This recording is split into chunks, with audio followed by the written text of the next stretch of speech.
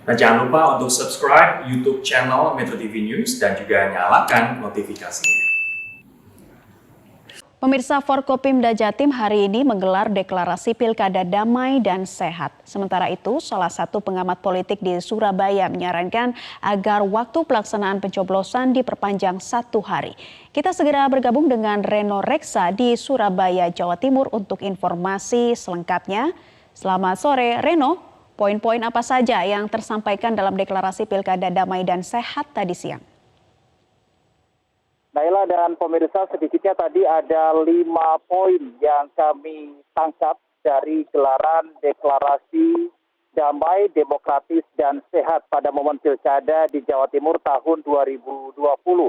Poin yang pertama adalah baik dari segi penyelenggara maupun dari peserta pemilu, ini berikrar dan sepakat untuk melewati seluruh rangkaian atau tahapan pilkada serentak 2020 ini dengan menerapkan protokol kesehatan secara ketat. Yang kedua adalah mereka juga berikrar untuk menjalani pilkada serentak 2020 secara jujur, adil, santun, dan bermartabat. Dan mereka juga sepakat untuk tidak mengangkat isu-isu yang berbau sara atau sifatnya provokatif dalam momen pilkada serentak 2020.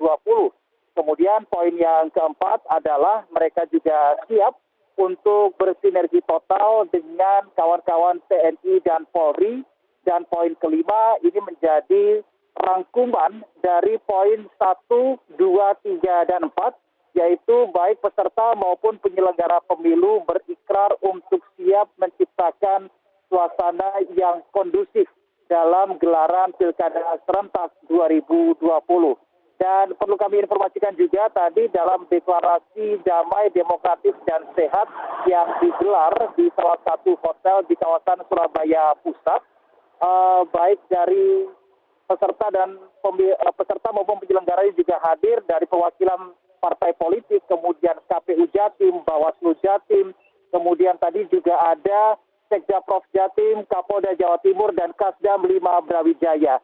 Hal ini dirasa penting dilakukan, Naila. Mengapa? Karena besok tanggal 26 September 2020 ini sudah memasuki masa kampanye, sehingga deklarasi ini seakan menjadi reminder bagi setiap peserta pilkada, bagi setiap partai politik untuk tetap berkomitmen menciptakan suasana pilkada serentak 2020 yang kondusif.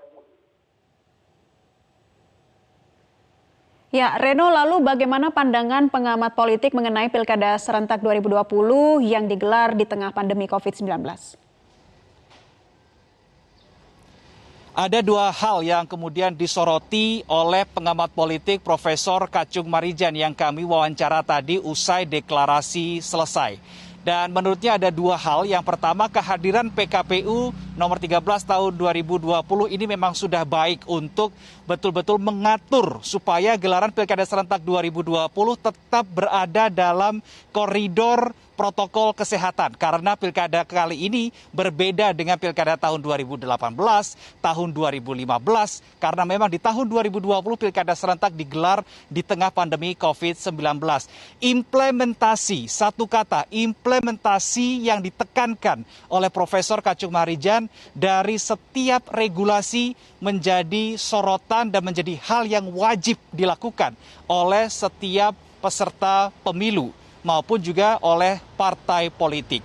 Kemudian poin yang kedua, Profesor Kacung Marijan menyarankan, ini sifatnya hanya sebatas saran, supaya pemungutan suara atau pencoblosan ini dilakukan tidak hanya dalam waktu 1 hari atau pada tanggal 9 Desember mendatang saja. Namun ini sebaiknya dilakukan selama 2 hari. Mengapa harus 2 hari? Yang pertama untuk menghindari faktor kelelahan dari petugas TPS berkaca pada pengalaman pada Pilpres 2019. Kemudian faktor yang kedua, dengan adanya tambahan waktu 1 hari untuk pemungutan suara, maka ini semakin memungkinkan tidak menimbulkan kerumunan masyarakat di TPS dan protokol kesehatan bisa berjalan maksimal. Namun sekali lagi ini adalah sifatnya masukan atau saran kepada penyelenggara pemilu. Kita akan simak bersama statement dari Profesor Kacung Marijan, pengamat politik berikut ini. Itu kan kampanye, juga pelaksanaan pencoblosan.